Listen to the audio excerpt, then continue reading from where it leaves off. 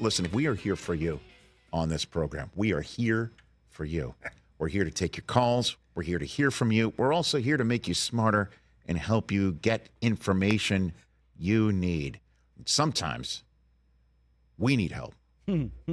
Sometimes we need to lean on the information and the analysis of one Earvin Magic Johnson.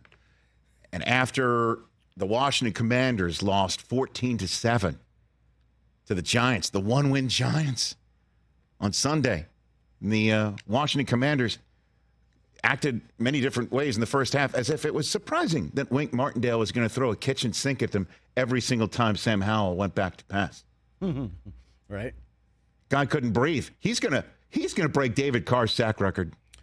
I think so. He's at 40 through 7 games. I am concerned that his hair is not just bedhead, it's just mussed up.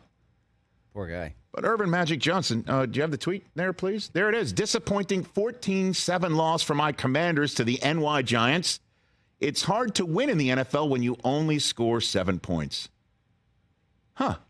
That makes sense, right? But you know what? Let's help Magic out a little bit. Chris, when you saw this tweet, you're like, let's get NFL research on this thing. Yeah.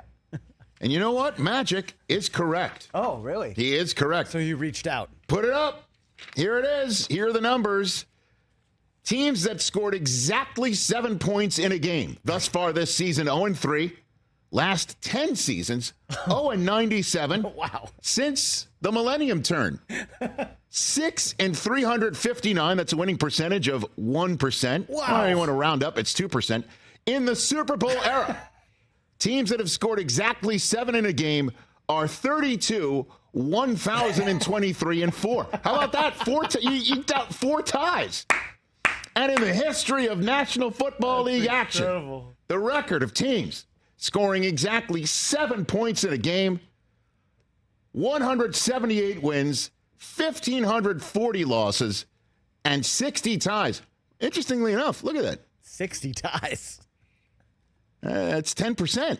But that's what? That's the 20s up until... That's all. That's the history of the NFL. 67? The last team, you're wondering, when was the last team to score exactly 7 points and win? Is that what you're asking? TJ, would you like to know the answer to that question? Thinking that. Here you go. No idea. In week 13 of 2012, Rex Ryan's New York Jets beat the Arizona Cardinals 7-6. Oh, my God. When Greg McElroy subbed in for the benched Mark Sanchez, who threw 3 interceptions. Roll Tide. Found Jeff Cumberland on a 1-yard touchdown to eke out the win, 7-6. Jay Feely accounting for the 6 points, 2 field goals in support of Ryan Lindley's 10 of 31 for 72 yards, 23 of them to Larry Fitzgerald, and 1 interception. That's the last time that happened. So Magic is correct. However, we go deeper into the numbers. I don't know if this is excuse making. Because This is tremendous. in the history of teams scoring exactly 7 points, the Washington franchise has the 4th best winning percentage in such games. Chicago Bears lead the league all time in winning 21% of the games in which they've scored 7. Good to have a good defense. Well, they're the oldest team in the league. And then there's the Packers, the Giants, and Washington. 10-60-4 now. They've won 15% of the games in which they've scored exactly 7 points. Oh, and but who's not up for making excuses in these games? Jonathan Allen of the Washington Commanders. We're going to play his soundbite after this loss. And folks, just want to make sure everyone knows it's not the sound of a truck backing up in your neighborhood.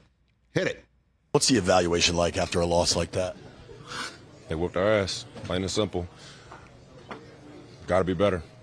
Anything they did that surprised you guys early on? No, I wouldn't say so. I think it's just a lack of focus on our part, a lack of attention to detail, not starting fast, and creating holes that are too big for us to overcome in the second half.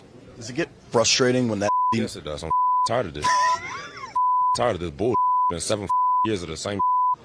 Tired of this. What can you do now going forward to get it turned around? Get our minds right and get ready to play Philadelphia. I don't mean to laugh because he's upset, and I have a reason to be upset. But I just, by the way, I love Jonathan Allen keeping it together for the first two questions, just giving the answer, and then frustration is just like slow boil. A slew of invectives. And by the way, kudos to the reporter for one last follow-up to that. Have the composure. And then my favorite part is the end when he drops one more F-bomb in front of Philadelphia to refer to Philadelphia as F in Philadelphia. I love it. All of it.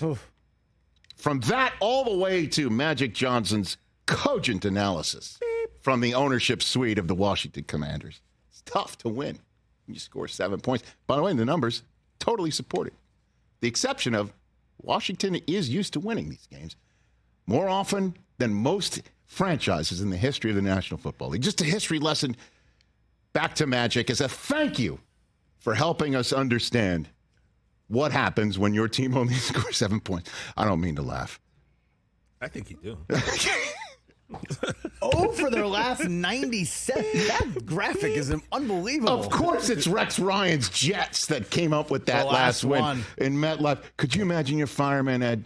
That's why he's sitting there. That's why we Jets fans we're beaten down.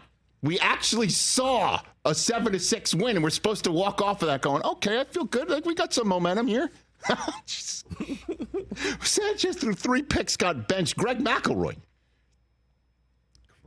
Just following. You know what he's doing? He's following in the footsteps of the history of Jets winning quarterbacks from the state of Alabama. As we all know, Joe's from Western PA. But, former Alabama quarterbacks just winning for the Jets. There's Namath and McElroy. That was Greg's only year in the NFL. Yeah, man. 7-6 for Rex. Oh, he didn't even get the win. He didn't start. Yeah, that's right. He went to Sanchez. He started one game that year and lost. So it is tough to win when you score just 7 points. Wow. Because Greg McElroy threw the touchdown pass, and he didn't get the win. It went to Sanchez. The only touchdown pass of his career. Oh, my God. Larry Fitzgerald, Hall of Famer, played in that game. Fitz must have been just staring into space. How did Larry Fitzgerald not get out of there? Staring into space after that one. Mark, I want you to have my cheese There fries. you go. Great segment, guys. Catch the Rich Eisen Show every single day on the Roku channel, 12 to 3 Eastern, for free.